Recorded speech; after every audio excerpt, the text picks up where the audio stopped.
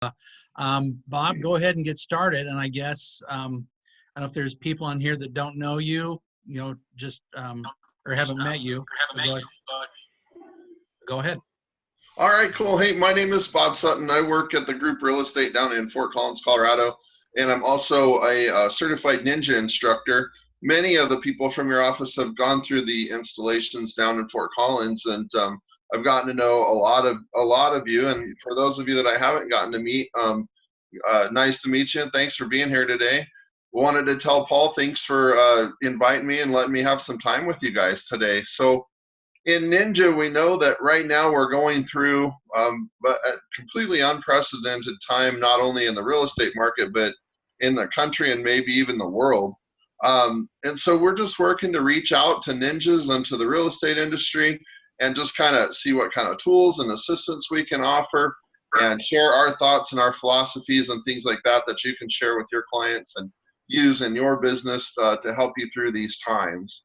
So I like to get a little bit of background because it's different everywhere. I mean, even though we're 35, 40 miles apart right now, you guys are in a different world than we're in.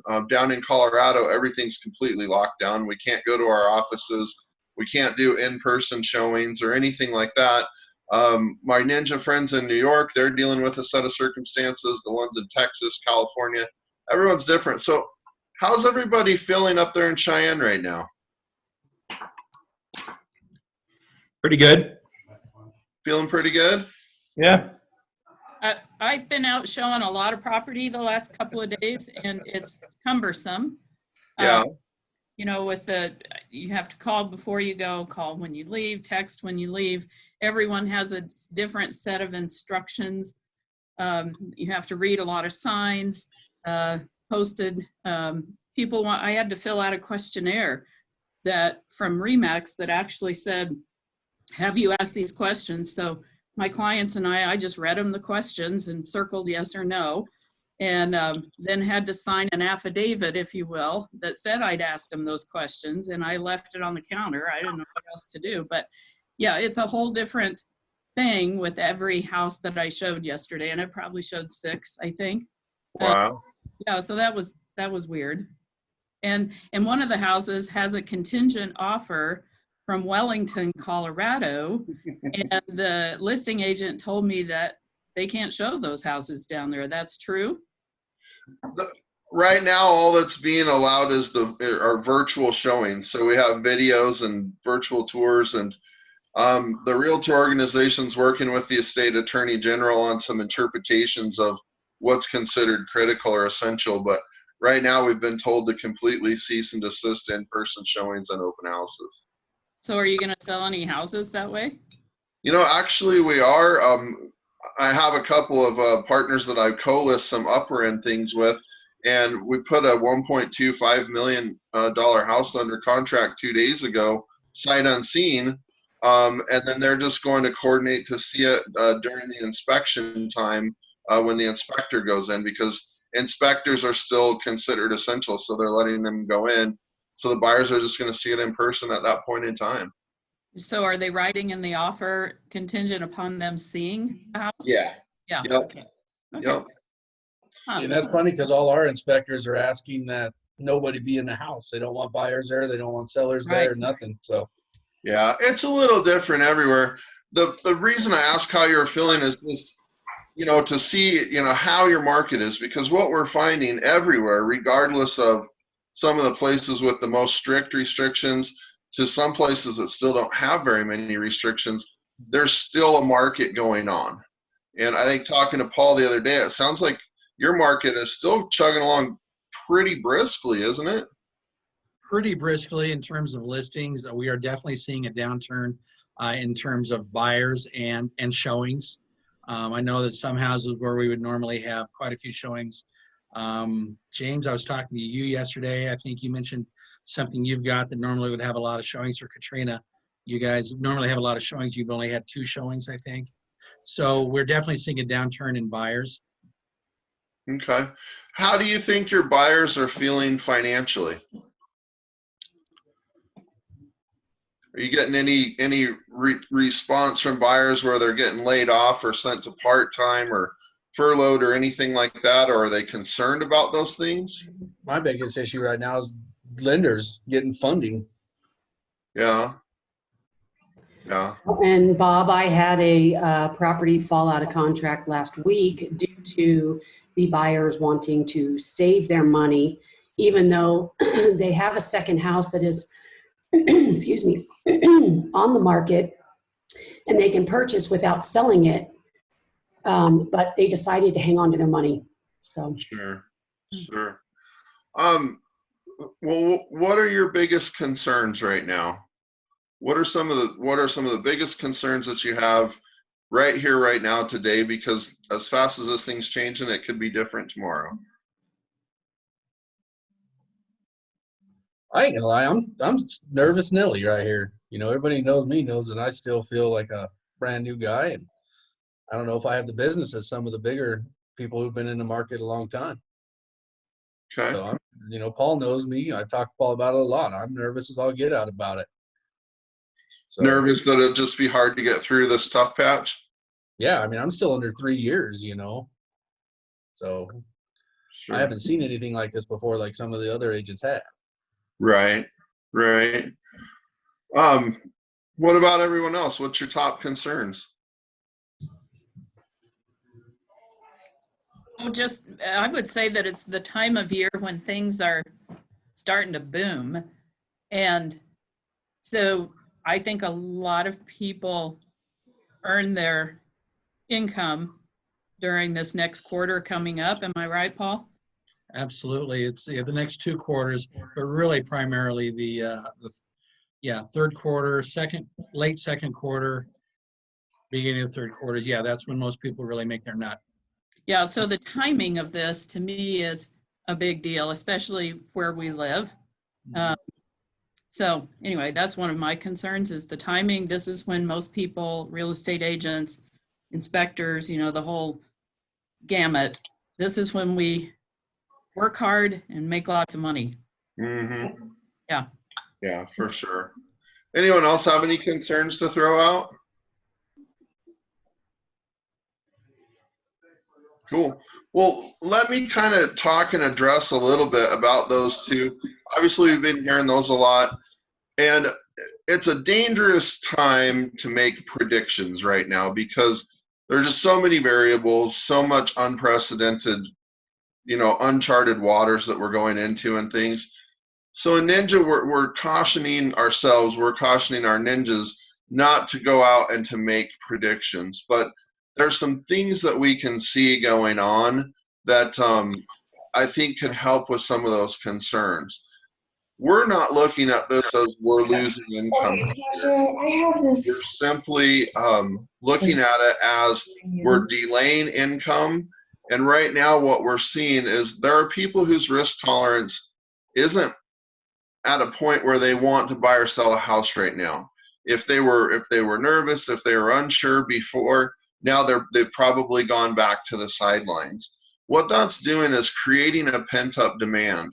So for all of us who are usually used to being really busy this time of year and going through the summer, we feel like there's going to be a pent-up demand, and when things sort themselves out, it's going to be as busy, probably busier than any normal year. It's just going to be slid to a little bit different time of year. Now, obviously, we have, you know, in our states, we have winter and things like that makes it more difficult. But really what we're focusing on now is planting seeds and cultivating seeds and trying to get ahead of that wave. I don't know if anybody in here has ever surfed, but if you talk to somebody who's surfed, they don't wait for the wave and jump on the wave. They look at the wave coming and they work to get ahead of that wave, and they actually ride the front half of that wave.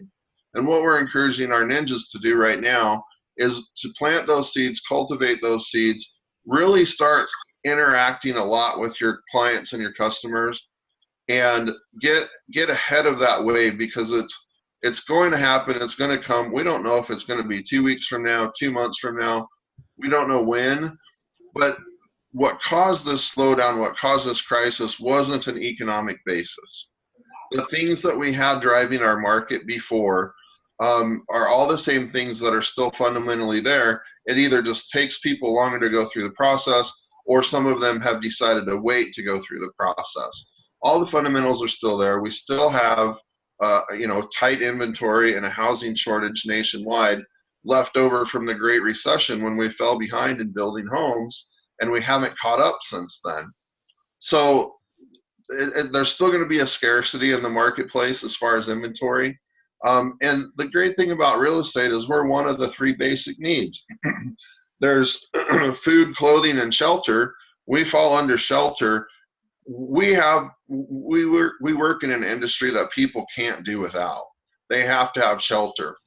So whether they choose to wait to purchase that shelter or move or do whatever, it's not that they're not going to need it or they're going to be able to do without it. It's just going to come at a different time of the year. Does that make sense? Seeing a few nodding heads here. The other thing I wanted to kind of talk about a little bit too is if you've been to Ninja, we talk about what drives real estate transactions. Anybody that's been to Ninja remember what drives real estate transactions? A Ninja Cup. The Ninja Cup? That's awesome. What drives real estate transactions is change.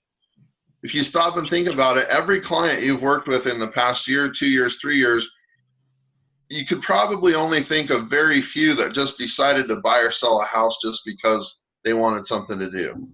Most real estate transactions, I'd say 99% of them, are driven by change. And have we had more change in our lives, in our world in the last 6 weeks than we've probably had ever? Absolutely. Absolutely. So that's the other reason we know this wave of pent-up demand is building up. So we're really encouraging people to reach out to their databases and go through those 3 questions that I just kind of opened up with. Call your clients. Don't just call them and ask them how they're doing. Asking how they're doing is one way to check in on them, but it's not necessarily that personal. People ask us how we're doing all the time. It's just an auto response. We're good, we're fine, we're whatever. We're encouraging to call your clients and ask how they're feeling. When you ask how they're feeling, you're going to start seeing a completely different response. A lot of what is occurring in our world right now is very emotionally based. So they can be doing fine or they can be doing okay, but really we want to ask how they're feeling. And we're finding that asking that question is really opening up people. We're having a much more meaningful and deeper interactions with people. Then we're just asking them simply, how are you doing financially? Do you think people have a lot of questions about the world of finance right now? We have people that are watching the stock ticker every 15 minutes to see, oh, my 401k just went up $3,000. It just went down $7,000. It's worth half of what it was yesterday. Oh, we had a great day today. People are consistently looking at that. But most people carry the bulk of their wealth in real estate, in their home that they own. Do you think now would be a good time for them to hear from you? Yeah, everybody's nervous. Everybody's worried about the financial markets. So we're asking how they're doing financially. Some people still have jobs, but they're worried about them. Some people, the healthcare people have jobs. They might be concerned that they're just getting completely overworked. And so we're asking how they're doing financially. And then the third question we're asking is, what is your biggest concern? There's a saying in Ninja that says, we cannot answer a prayer if we don't know what someone is praying for. So if we ask their biggest concern, you don't know what their biggest concern is. If they ask you how the market's going or if they should buy or sell their house, and you don't know what they're concerned about, there's no way you can accurately answer that question. If we can find out their concern, that's a whole different conversation. For instance, I was talking to a guy yesterday. His biggest concern is that his house down here sells too quickly and that he's left homeless before he finds the house that he wants to move into. And he's not worried about the virus. He's not worried about his job. He's not worried about interest rates. He's not worried about home equity. He's worried about how is he going to put the pieces of this transaction together to make sure that he, doesn't sell one house out from under himself before he's got someplace to go. So if you'll ask the concern, then you can really get into service mode and you can provide that value. If you don't know what their concern is, then it's just a complete shot in the dark. We're also encouraging, who knows what real estate reviews are? You guys all remember real estate reviews? We're actually shifting away right now. Real estate reviews is one of our Ninja 9, and we strive to do 2 a week. We're shifting that right now. We're doing more what we call real estate updates. And it's simply, instead of for a certain property, we just kind of pull what happened in this person's neighborhood or what happened within 5 miles of this property this last month or the last 2 weeks. And we're making more and more contact with people, and we're saying, look, in Clarendon Hills last week, there were 5 homes that came on the market, 1 that closed, and 3 that went under contract. I'm hearing from people that used to be in real estate, retired realtors that don't have access to the MLS anymore.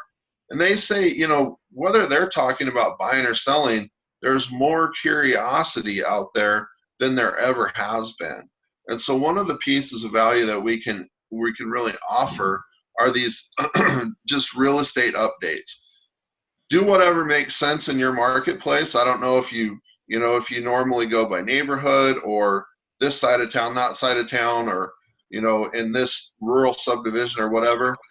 But we're really encouraging it to just give them a general sense of the market, because if they're not getting that from you, they're looking at, you know, who was it, Redfin or Truly or somebody laid off 41% of their workforce. They're listening to the news. You know, the news drives me crazy. When the other day stocks only went up like 400 points, which was almost 2%, and the day before they'd gone up over 1,000. The headline was stock market slows down. Well, it still went up 2%, which is if you had that day middle of the year last year, you'd say, wow, the stock market was up 2%. Well, the other day, because it didn't go up 4%, the stock market was slowing. So we want to get our people away from those other sources of information, be that proactive, trusted advisor, and let them know that, yes, there is still a market. You know, we do anticipate a potential slowdown because things are more complicated, but if they need to buy or sell, we can accomplish that now. If their risk tolerance and their need isn't that they have to do it right now, then let's start talking about what it's going to look like when they are ready to do it and when they are comfortable to do it as we return to a more normal time in our world. Those are a few of the things that we've really been talking about. You know, Larry and Peter and Don and Terry, they've been making a lot of really nice short videos. For those of you that have been through an installation, you've probably been seeing those in your email. If you haven't been, or if you haven't been to an installation, just go to YouTube and just type in Ninja Selling, and it'll pull up all of them. And there's a drop-down menu where you can go newest to oldest, and you can start watching. Peter did a great one yesterday. Terry did a great one the day before. Larry's got a couple of really good ones on there. So if you're wondering, you know, kind of to get more information to use some of this, just go on there. In 15 minutes, you can probably watch 2 or 3 videos, and you'll have a lot of things that I think will help you and help your clients. Do you guys have any other questions, thoughts, theories on anything I've thrown out there?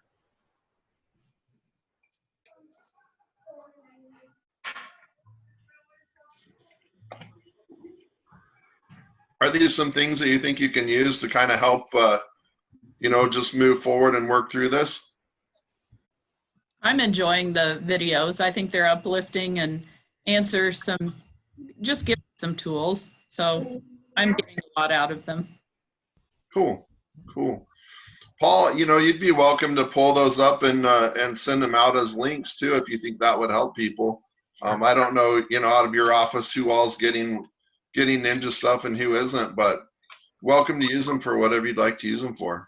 All right, I appreciate that. Yeah, there's about 25 of us that are getting the videos, I think. And I'll just resend them, or I'll comment on them, and you know, follow up and resend them. So I think they're really great videos as well. Very encouraging.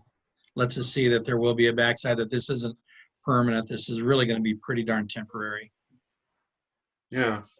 Well, the good news is, in talking to you guys and kind of hearing how it's going, It's different. It's difficult. I know you're dealing with a lot, but you're really one of the fortunate areas. Some of the other areas have been much more hard hit, much more locked down. There's a few states that real estate has completely, had to cease and desist. And so you guys are in a good spot. I always feel like I'm preaching to the choir because all of you made the effort to jump on this call and talk about things, which shows me you're choosing that player mentality. You're working through this. I wish I could talk to the victims who maybe didn't want to get on a call or just reach out to them, but encourage your people, not only in your company but in your marketplace, and encourage the other realtors. Hey, if we all work together, we're going to get through this. Yeah, I appreciate that. One of the things too, I should tell you, Bob, is there are 5 or 6 of them that couldn't be on the call because they were doing real estate related stuff as well. So I said, well, yeah, we'll record the call, go do real estate. So there's still definitely activity going on. That's awesome. That's awesome. Well, this is an ever-changing landscape. Paul, you and I stay in pretty good contact, I think, most of the time.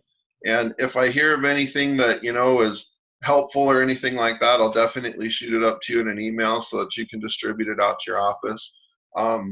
As all of you know, my phone's always on. My email is always open. If you have a question or a thought or a concern, I love to hear and share ideas. So you guys just let me know how I can help you out. Appreciate it, Bob. Do you guys have any questions? I guess I kind of ran into a situation last night.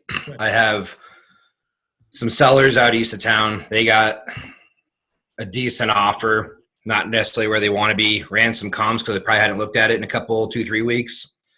And as far as comps are concerned, they're like 40,000 or so less than any other out there in that comparable, and it's just land.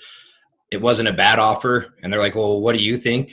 And I just said, if I'm guessing at it, or if I'm looking at it from this standpoint, I go away from looking or thinking about it from emotional. I guess I leave it to them on that one and say, well, the numbers tell me hang tight and things are going to bounce. I mean, it's not that, and I said, I'm not trying to say this is going to happen, but how many more people are going to move to Wyoming after this is all done from certain other areas that have been on lockdown, knowing the social distancing thing? So I said, not saying that's reason to not sell or buy, only if it makes sense to you. But, if you're going to make a choice at this point, don't make it on emotion, make it on a business side.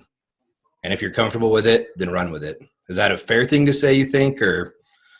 I think that's excellent. I think that's great advice because everybody's risk tolerance is different.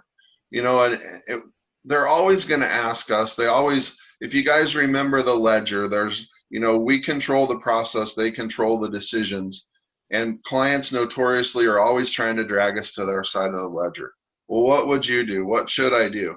And really, when I talk to those clients, I can say, look, I could tell you what I could do or what I would do or how I feel about it, but that doesn't really help you because my thought process, my risk tolerance, my motivation, what I want to do would be different for me than it would be different for you. We have 12 or 13 people on this call. We all have different tolerances for risk levels and things like that. We all have different motivations. So just put that back to them and ask them and say, how do you feel about it? What happens if you take this offer? Will you look back on it and regret it? What happens if you don't take this offer and you don't get another one? Help them feel out where they're at in the process and what their feeling for risk is.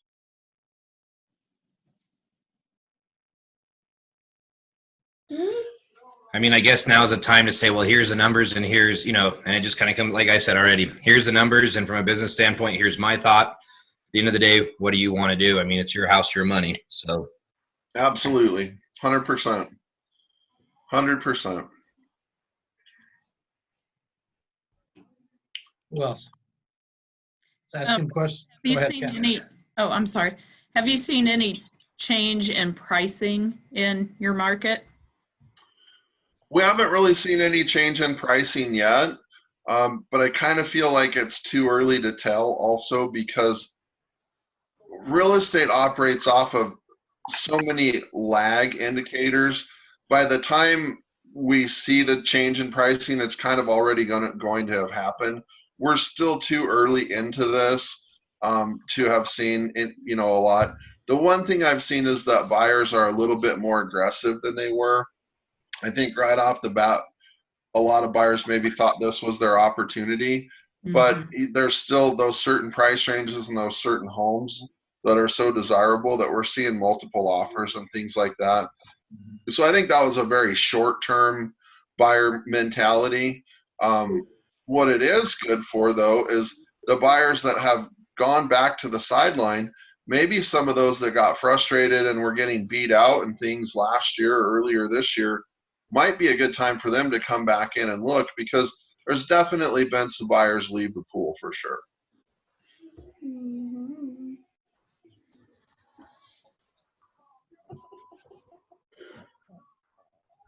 Any other questions, guys? Yeah, Chad? Yeah, okay. All right, no questions for Bob? All right, Bob, thanks for this. I really appreciate it very much. Any last words you want to throw out?